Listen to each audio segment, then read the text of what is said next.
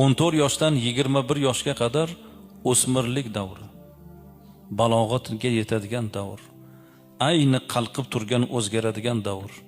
14 yoshdan 21 yoshga qadar o'smirlik davri. 21 yoshdan 28 yoshga qadar yoshlik davri deyishibdi.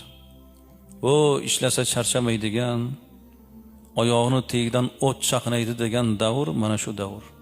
Yoshlik davri 21 dan 28 yoshga qadar. 28 yoshdan 35 yoshga qadar navqironlik davri deyishibdi. İnsonni eng navqiron davri, kuch, g'ayrat, quvvat, fahm, farosat yuksaladigan davr mana shu davr. 28 dan 35 yoshga qadar.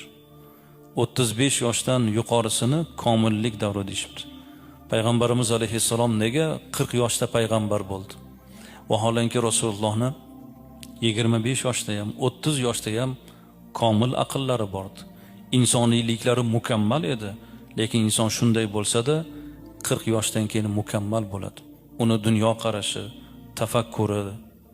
Inson qancha ko'p yashagani sari undagi teran fikr ziyoda bo'lib boraveradi. 40 ga kirgan yigit olim bo'lishi mumkin, 80 ga kirgan ota u donishmand. U kitob o'qib olim bo'ldi.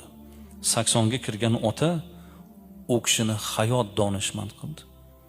80 yillik umrda qancha odamlarga ro'para keldi. Qancha yaxshi yomon bilan gaplashdi. Qancha baland chuqurlardan o'tdi.